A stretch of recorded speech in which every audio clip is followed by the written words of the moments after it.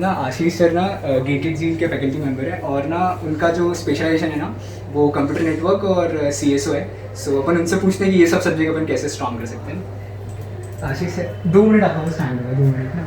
Actually ना एक video shoot कर रहा हूँ चैनल के लिए, तो ना सर ना एक्चुअली ऐसा कुछ डाउट था बहुत सारे स्टूडेंट का जो मेरे साथ से गेट की प्रिपरेशन करते हैं, तो उसे पूछते हैं ना कि कंप्यूटर नेटवर्क ना मतलब बहुत ज़्यादा थ्योरेटिकल सब्जेक्ट आता है, मतलब बहुत टाइम लगता है, बहुत ज़्यादा टाइम। हाँ बहुत ज़्यादा टाइम लगता है। और CSO भी ऐसे ही है सर, तो इन दोनों सब्जेक्ट के लिए क्या अप्रोच होनी चाहिए, बिल्कुल बेसिक से बता दीजिए। देखिए कंप्यूटर नेटवर्क तो ऐसा बनूंगा कि कंप्यूटर नेटवर्क एक महाभारत जैसा सब्जेक्ट है कि खत्म ही होने का नाम देता है। गेट कंप्यूटर साइंस के लिए कंप्यूटर नेटवर्क की थ्योरी इतनी लार्ज है कि एक सिंगल उसमें रिकॉल करना सब्जेक्ट को बहुत डिफिकल्ट है। तो उसके लिए हम इसको 4 पार्ट्स में अगर ब्रेक करते हैं, अगर हम TCP लेयर अगर कंप्यूटर नेटवर्क में पढ़ रहे हैं तो अगर हम देखें तो 4 लेयर्स के बारे में TCP में कंप्यूटर नेटवर्क का पूछा जाता है बेसिकली। तो अगर हम इन लेयर्स का बेसिक स्टडी करें और कहाँ से स्टडी करें, तो उसको स्टडी करने के लिए हमें स्टार्ट करना है 2 बुक्स काफ़ी फेमस है कंप्यूटर नेटवर्क की स्टडी के लिए। एक तो डेटा कम्युनिकेशन बाय फोरोजन और second book again TCP/IP by Forouzan.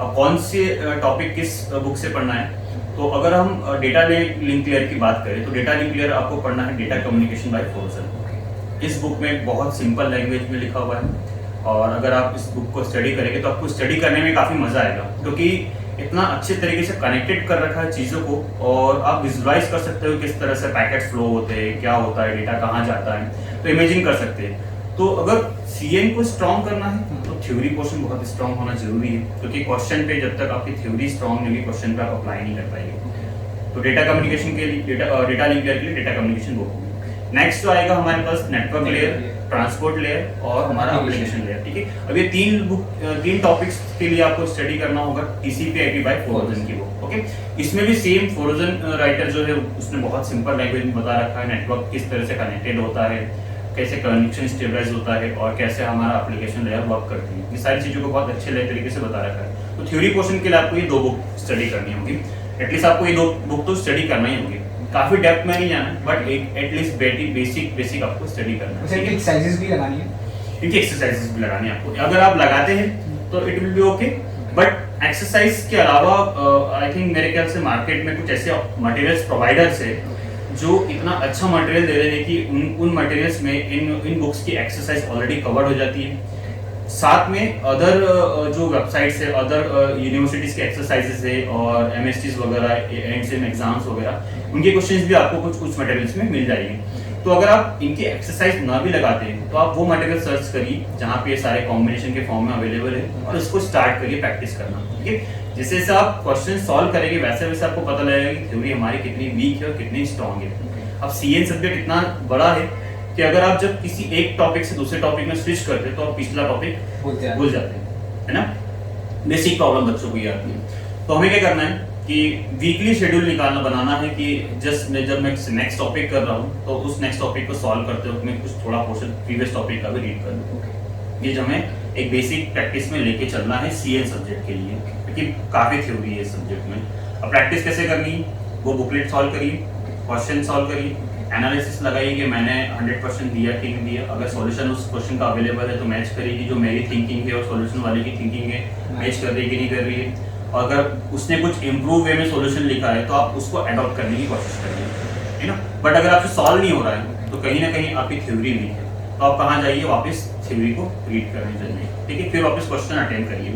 इस तरह से आप एक टॉपिक को स्ट्रॉन्ग करिए, है ना। उसके बाद आप उस टॉपिक के लिए प्रैक्टिस पेपर्स, टेस्ट पेपर्स आपको लगाना होंगे। तो टेस्ट पेपर्स के लिए भी हमारे पास, टेस्ट सीरीज के लिए भी कुछ मार्केट में अच्छे ऑप्शंस अवेलेबल हैं, आप उसके थ्रू जा सकते हैं। अब वहाँ से टेस्ट पेपर लगाइए, अगेन वही सेम प्रोसीजर, टेस्ट पेपर लगाया, एनालिसिस लगा करा, देखा कौन सा क्वेश्चन नहीं बना, उसकी थ्योरी कहाँ तक मुझे आती है और कितनी इंप्रूव करना है, क्वेश्चन में क्या पूछा, ये सारी चीज़ें आप ऑब्जर्व करिए, एनालिसिस लगाइए एंड यही प्रोसीजर आप फिर से सॉल्व करिए। उस इसमें वीडियो लेक्चर कहाँ पर आएगा?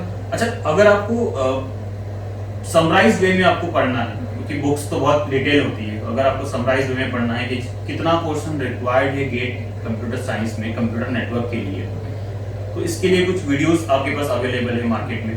कुछ क्लासेस ऐसी है जो बहुत समराइज वे में आपको इन कंप्यूटर नेटवर्क को प्रोवाइड कर रही है, वो आप देखिए वहाँ से।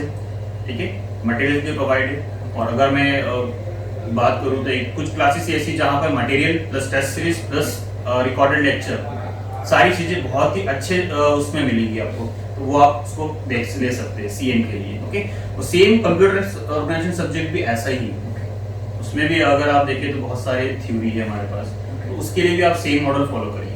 तो उस इस वे में अगर आप करते हैं तो आपका कंप्यूटर नेटवर्क भी स्ट्रांग होगा और कंप्यूटर ऑर्गेनाइजेशन सब्जेक्ट भी स्ट्रांग हो जाएगा। सर पीवाईक्यूज सबसे एंड में सबसे पीवाईक्यूज करने का मुझे ऐसा लगता है कि बच्चे गलती क्या करते हैं स्टडी के लिए, पीवाईक्यूज को जैसी थ्योरी स्टार्ट करी हमने स्टडी करी वैसे ही पीवाईक्यू को अटेंड करना स्टार्ट कर देंगे। और पीवाईक्यू का कुछ पीवाईक्यू काफी सिंपल होते हैं, उसमें मीडियम लेवल ऑफ नॉलेज की रिक्वायरमेंट होती है, तो आपसे क्वेश्चन बनना स्टार्ट हो जाते हैं।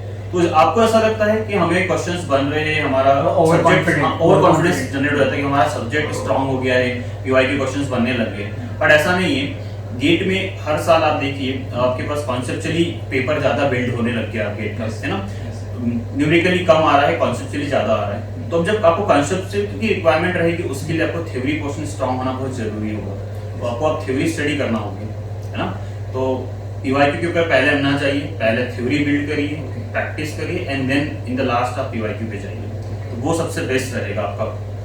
आप पीवाईक्यू अटेम्प्ट करिए, इवन आप टेस्ट सीरीज अप्लाई करिए। टेस्ट सीरीज के टाइम पे जो हमारा जो टाइम रहता है नवंबर दिसंबर जनवरी का, जो बहुत इंपॉर्टेंट टाइम रहता है, उस टाइम पे पीवाईक्यू लगाइए।